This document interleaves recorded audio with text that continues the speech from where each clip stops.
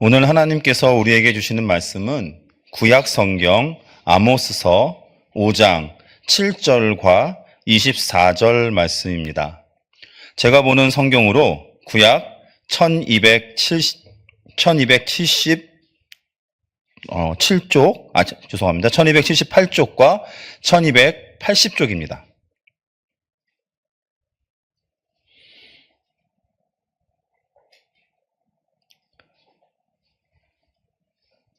구약성경 아모스서 5장 7절과 24절 말씀을 봉독합니다. 이 계시의 말씀을 봉독할 때에 살아계신 하나님의 음성을 다 함께 들으실 수 있기를 바랍니다. 정의를 쓴쑥으로 바꾸며 공의를 땅에 던지는 자들아, 오직 정의를 물같이 공의를 마르지 않는 강같이 흐르게 할지어다. 아멘.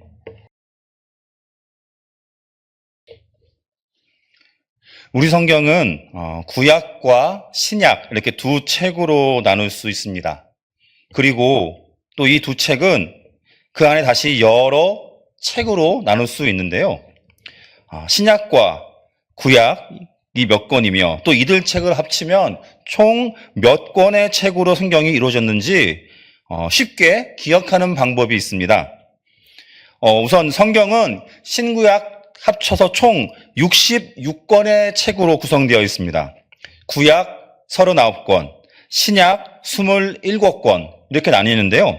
즉 9구단 3 곱하기 9만 외우면 됩니다. 3, 9, 27. 즉 3, 9, 27, 구약 39권, 신약 27권, 3, 9, 27 합치면 66권이 되는, 쉽죠? 네. 그리고 구약 성경은 또 율법서, 그리고 역사서, 시가서, 그리고 예언서, 또 이렇게 4개의 묶음으로 이렇게 묶을 수 있습니다. 그런데 이 중 예언서는 이사야서부터 또 구약 성경 마지막 말라기서까지 이렇게 묶여있는 묶음을 말하는데요. 이들 예언서 중 오늘 본문이 속한 이 아모스서는 구약 학자들의 연구에 따르면 예언서들 중에서 가장 먼저 기록된 책이라고 합니다. 아모스는 예언자들 가운데 처음으로 북왕국 사회에 존재하는 빈부격차를 비롯한 사회적인 여러 문제들을 신앙의 본질과 연관된 문제로 그렇게 비판하였습니다. 그리고 예언자들 가운데 처음으로 이스라엘이라는 나라 전체의 멸망을 예고했고, 나아가 이스라엘을 둘러싼 열방에 대한, 여러 나라들에 대한 하나님의 심판을 선포하기도 하였습니다. 아모스 선지자의 활동 시기는 주전 8세기, BC 8세기, 예수님이 태어나시기 전 8세기경, 북왕국 여로보암 2세 시대였습니다. 다윗의 아들 솔로몬 왕 이후로 이스라엘은 남과 북으로, 현재 우리나라의 현실처럼 이렇게 남과 북으로 이렇게 나뉘게 되었고, 이제 남쪽은 남유다, 북쪽은 북이스라엘이라고 불리게 됩니다. 남유다는 마지막 왕 시드기야까지 그 다윗의 자손들이 쭉 계속해서 그 왕위를 계승하였지만, 북이스라엘은 여러 가문이 왕위 쟁탈전을 벌이는 피비린내 나는 그런 왕권 투쟁의 역사를 보여줍니다. 요아스 왕의 아들 여로보암은 예후 왕조의 4번째 왕으로 유다 왕 아마샤 15년에 즉위하여서 총 41년간이나 북이스라엘을 다스렸습니다. 그에 대한 성경의 평가는 이러한데요. 열왕기하 14장 24절 말씀입니다. 여호와 보시기에 악을 행하여 이스라엘에게 범죄하게 한 느밧의 아들 여로보암의 모든 죄에서 떠나지 아니하였더라. 자, 근데 여기서 느밧의 아들 여로보암은 제가 방금 말씀드린 여로보암 2세가 아닙니다.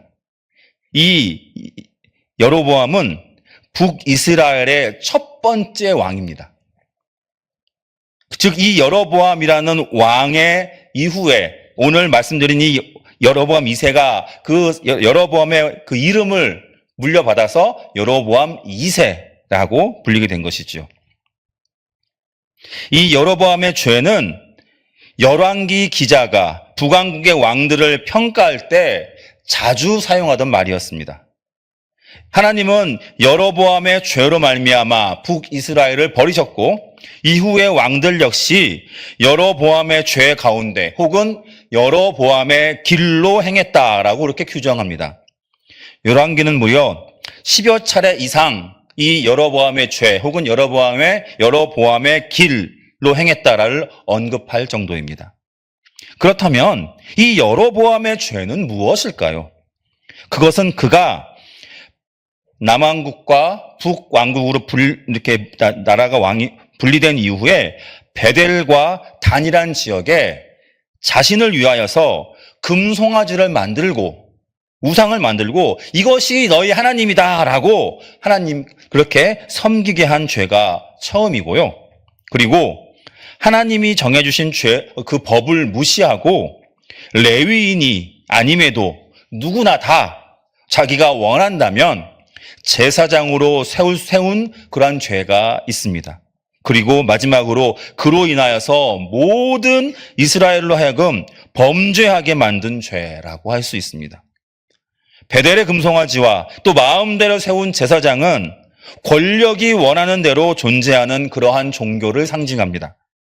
왕은 자신의 권력을 유지하기 위해 신앙을 이용하고 또 백성들도 그렇게 자신을 위한 것으로 하나님을 섬기게 만들었습니다.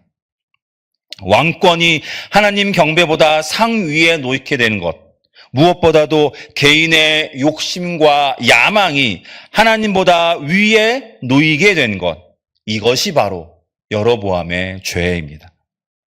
이처럼 여로보암 2세 시대에 대한 열왕기의 평가는 단호하고 매우 부정적이지만 그러나 아이러니하게도 이 시대는 북왕국이 가장 확장되었던, 가장 풍요로웠던, 가장 힘이 셌던 그러한 시기이기도 했습니다. 아모스서는 이런 여로보암 시대의 번영을 배경으로 합니다. 아모스 3장에 의하면 여름궁과 겨울궁이 별도로 존재하였고 또 6장에서는 상아상과 침상, 또 비파 소리와 포도주, 귀한 기름 같은 단어들은 이 시기의 그 풍요로움을 보여주고 있습니다. 그런데 또 놀랍게도 이러한 풍요로움과 연결되어 제사와 종교 의식도 넘쳐났습니다. 아모스 4장 4절과 5절입니다. 너희는 베델에 가서 범죄하며 길갈에 가서 죄를 더하며 아침마다 너희 희생을 3일마다 너희 11조를 드리며 누룩 넣은 것을 불살라 수은제로 드리며 낙헌제를 소리내어 선포하려무나 이스라엘 자손들아 이것이 너희가 기뻐하는 바니라 주 여호와의 말씀이니라. 더불어 국력은 강하고 부귀 영화가 넘쳐났지만 그러나 이것은 극소수만의 일이었습니다. 이 시기 가난한 자에 대한 억압과 짓밟음이 유례 없이 행해진 시기이기도 했습니다. 때문에 앞서 서두에 말씀드린 대로 아모스 이전까지의 예언자들은 이러한 가난한 자를 짓밟는 현실에 대해 다루고 있지는 않았지만 아모스와 또 아모스 이후의 예언자들은 이러한 현실을 여호와 하나님을 떠난 결정적인 증거로 보고 비판하고 책망합니다. 아모스서 여러 곳에서 이를 볼 수 있는데 2장 6절에서 8절까지의 말씀입니다. 우리 이 본문을 함께 읽어보겠습니다. 아모스서 2장 6절에서 8절까지의 말씀입니다. 본문 앞에 있습니다. 네, 6절부터 8절까지의 말씀 함께 읽겠습니다. 여호와께서 이와 같이 말씀하시되 이스라엘의 서너 가지 죄로 말미암아 내가 그 벌을 돌이키지 아니하리니 이는 그들이 은을 받고 의인을 팔며 신 한 켤레를 받고 가난한 자를 팔며 힘없는 자의 머리를 티끌 먼지 속에 발로 밟고 연약한 자의 길을 굽게 하며 아버지와 아들이 한 젊은 여인에게 다녀서 내 거룩한 이름을 더럽히며 모든 제단 옆에서 전당 잡은 옷 위에 누우며 그들의 신전에서 벌금으로 얻은 포도주를 마심이니라. 아멘. 돈 때문에 의인이나 가난한 자가 남의 집에 종처럼 팔려나가거나 재물을 가진 이들에게 좌우되고 신발 한 켤레로 사람이 거래됩니다. 가난으로 인한 참상은 이에서 그치지 않습니다. 아버지와 아들이 한 젊은 여인에게 다닌다는 7절의 표현은 한 여인을 아버지와 아들이 동시에 짓밟는 그러한 현실을 고발한다고 여겨집니다. 그리고 이 문장이 6절과 7절 첫 문장에 이어진다는 점에서 이 젊은 여인이 겪는 이 참담함은 결국 경제적인 이유 때문이라 볼 수 있을 것입니다. 6절과 7절은 이처럼 재물 때문에 사람의 인격이 짓밟히고 물건으로 거래되는 현실을 고발합니다. 그리고 이러한 현실의 결론은 하나님의 거룩한 이름이 더럽혀졌다입니다. 돈이 세상을 지배하고 돈으로 사람이 거래되는 참혹한 현실은 무엇보다도 하나님의 이름을 더럽히는 것입니다. 이러한 현실은 거룩히 여김을 받아야 할 하나님의 이름이 오히려 더럽혀지는 현실입니다. 그러므로 하나님의 이름을 거룩히 여긴다는 것은 사람이 돈으로 거래되는 현실을 타파와 직접적으로 연결됩니다. 이 사회 경제적인 문제와 신앙이 분리되지 않는다는 점은 이어지는 8절에서도 볼 수 있습니다. 전당 잡은 옷 위에 눕는다는 것은 전당 잡은 옷을 해지기 전에 가난한 자에게 돌려주라는 출애굽기의 그 율법의 명령을 부정한 것입니다. 출애굽기 22장 26절과 27절 말씀입니다. 네가 만일 이웃의 옷을 전당 잡거든 해가 지기 전에 그에게 돌려보내라. 그것이 유일한 옷이라. 그것이 그의 알몸을 가릴 옷인즉 그가 무엇을 입고 자겠느냐. 그가 내게 부르짖으면 내가 들으리니 나는 자비로운 자임이니라.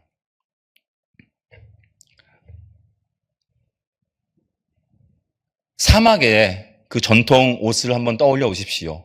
제가 좀 이런 옷 비스무리하고 그 위에 여러 가지 옷을 또 두 권을 쓰잖아요. 그 겉옷을 의미하는 것입니다. 이 옷은 사막지대에서는 뭐 밤에 어려운 이들은 집이 없을 경우 밤에 밖에서 잘 때 우리나라와는 달리 사막은 낮에는 떼약볕처럼 뜨겁지만 또 밤에는 추워서 아마 좀 여러 가지 위험이 있다고 합니다. 그럴 때 이 겉옷이 이불 역할을 대신하는 거죠. 즉 집이 없는 가난한 이들에게는 그 옷은 생명과도 같은 것인데 성경에서는 분명히 또 하나님은 분명히 돈을 빌리고 그것을 맡겼으면 적어도 해 질 때에는 그것을 돌려주라고 합니다. 그렇게 규정합니다. 그러나 오늘 아모스서에서는 부자들이 전당 잡은 옷을 깔개식으로 이렇게 깔아놓고 그것 위에 엎드려 있다, 누워 있다라고 비판하고 있는 것이죠.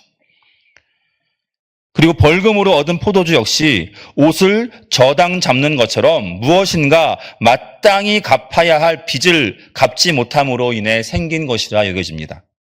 가령 가난한 이들에게 이자를 받고 돈이나 양식, 새 포도주를 빌려주는 경우가 있습니다. 무엇인가를 빌려주고 대신 받는 새 포도주를 먹어버리는 행동이 저당 잡은 겉옷을 밤에 돌려주지 않고 깔고 자버린 이러한 율법을 범하는 행동과 동일하게 나란히 놓여 있습니다.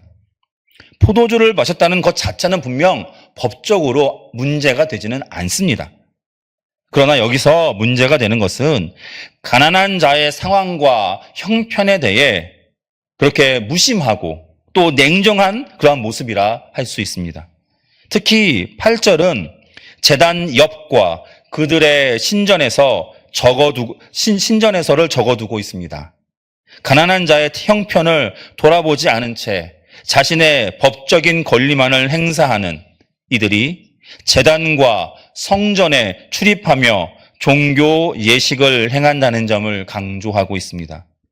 열심히 자신의 신앙에 따른 종교 행위를 하지만 가난한 자로부터 잡은 그 옷을 밤새 지니고 또 벌금으로 취득한 포도주를 성전에서 마십니다. 가난한 자를 직접적으로 착취하고 억압하는 것도 고발되지만 자신의 당연한 권리를 행사할 줄 알되 가난한 자의 곤경에 무심하고 냉정한 모습 역시 강력하게 고발되고 있습니다. 가난한 자에 대한 억압과 착취가 하나님을 향한 종교적 의식과 아무런 문제 없이 공존하는 것에 아모스는 그러한 현실이야말로 하나님께서 심판하시는 까닭임을 확실하게 선언하고 있습니다. 조금 예민할 수도 있고요. 또 부끄러운 얘기인데요. 얼마 전 저는 너무나 안타까운 그러한 기사를 보았습니다.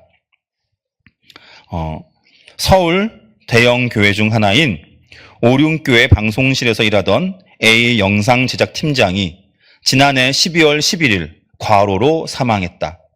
평소 지병 없이 건강하던 A 팀장은 과로사의 대표적 원인으로 알려진 심장 비대증으로 인한 급성 심장사로 사망했다는 진단이 나왔다. 2024년 11월 1일부터 3주간 열린 교회의 대표적 행사 다니엘 기도회를 마친 지 얼마 되지 않은 시점이었다.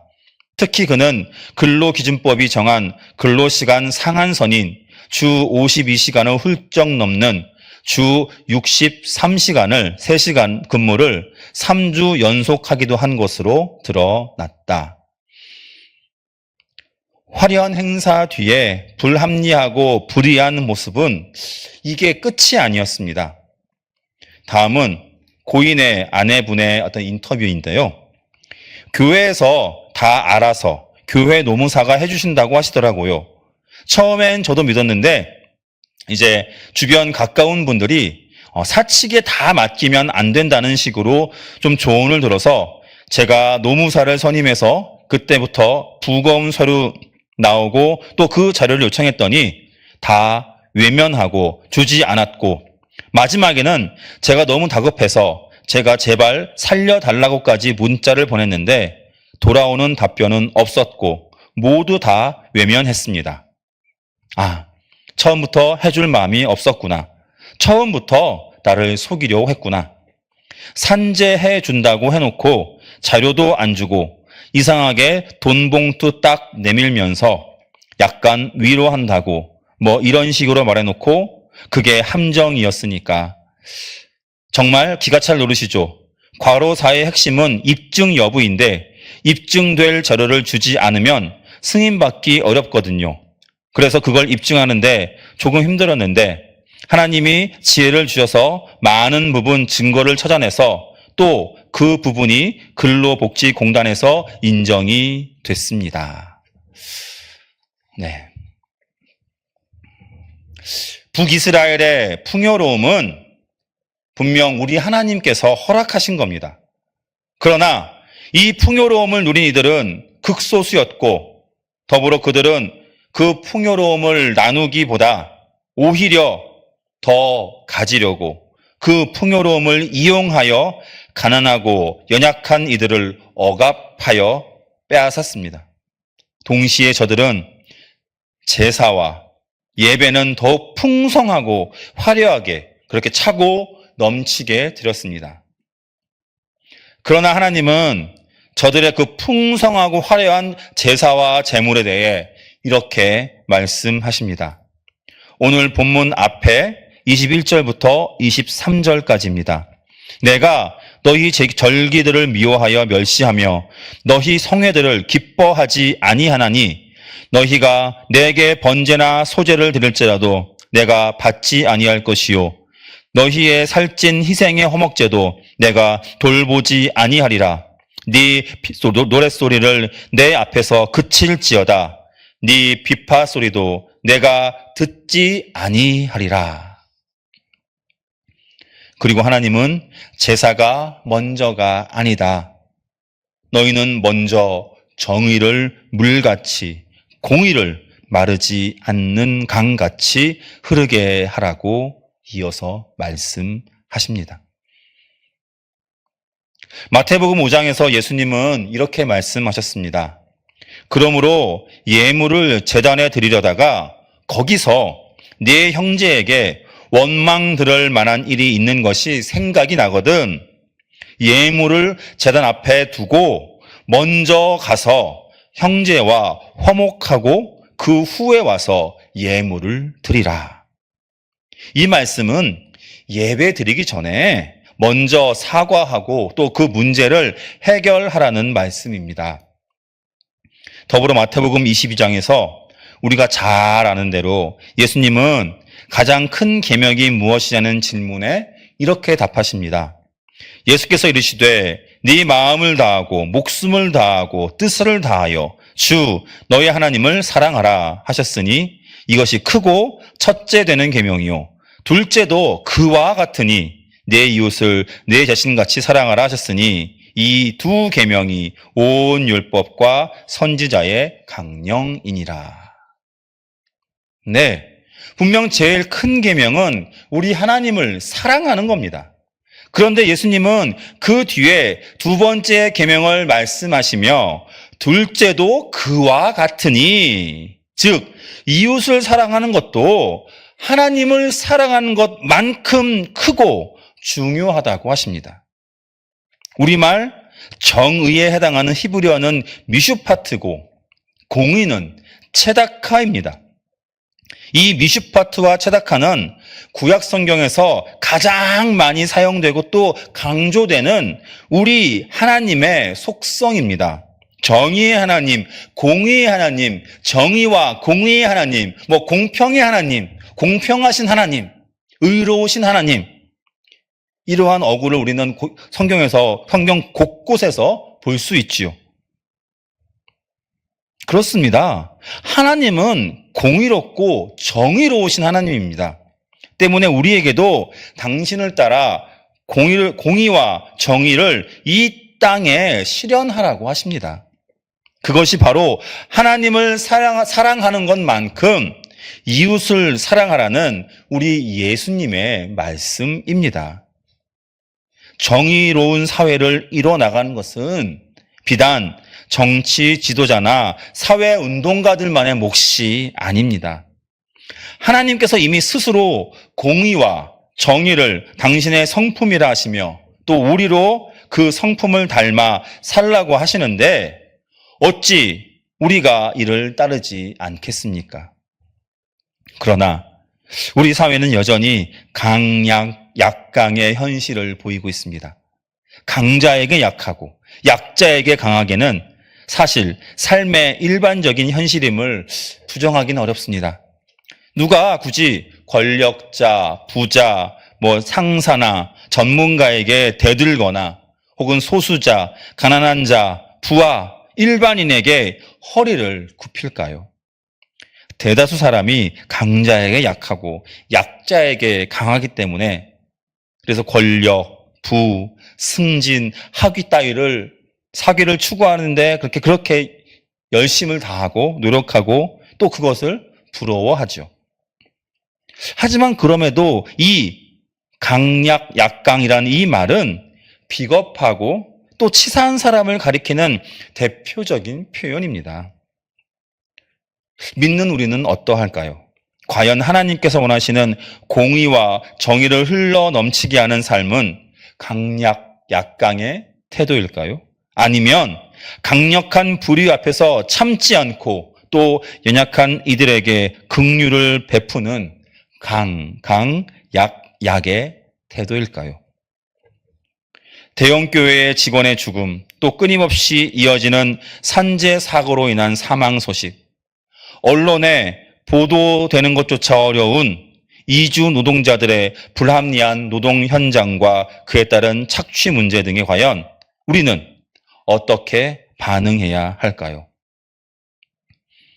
포천 이주 노동자 센터를 설립해서 이주 노동자 권익 향상을 위해 힘써온 김달성 목사님의 인터뷰를 전하며 말씀을 마치겠습니다. 예수는 한 사람의 생명을 천하보다 더 귀하게 여겼다. 교회는 이주 노동자를 이웃으로 친구로 맞이하고 환대하면서 더불어 상생하는 새로운 사회를 만들어 나가는데 앞장서야 한다. 다만 일방적으로 도와줘야 할 불쌍한 대상, 시혜적 시선이 아니라 일한 만큼 삭슬 받을 수 있게 우리와 똑같은 사람으로 대우하며 관계를 맺어야 한다. 이주 노동자들도 다 안다.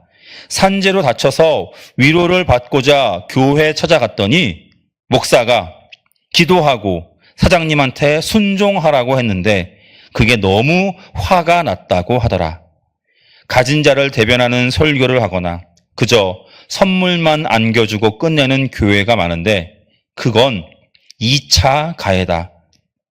그러지 말고 같이 문제를 제기해 달라. 기도하겠습니다. 정의와 공의의 하나님, 이 땅은 여전히 불의가 가득합니다. 가진 이들은 더 가지려 하고 더 편하고 더 쉽게 더 누리고 삽니다. 힘든 시간을 보내는 이들은 희망을 갖기 어렵고 절망 속에서 무너져 갑니다. 아버지 하나님, 과연 우리는 어느 자리에 있는지요? 과연 우리는 어디를 향해 나아가고 있는지요? 불의 앞에 눈 감지 말게 하옵소서. 정의를 바로 세우게 하시고 의롭게 긍휼을 베푸는 우리가 되게 하옵소서. 해를 입을 수도 있습니다. 불편을 감수해야 할 수도 있습니다. 많은 것을 포기해야 할 수도 있습니다. 그러나 그럼에도 불구하고 우리로 하나님을 따라 이 땅에 정의가 바로 세워지고 의로 자비와 긍휼이 넘치는 세상을 만드는데 사용되게 하옵소서. 그것이 또한 하나님께서 기뻐하시는 참 예배임을 깨닫게 하옵소서. 우리를 위해 죽기까지 하시고 부활하셔서 다시 오신다 약속하신 예수 그리스도의 이름으로 기도드립니다. 아멘.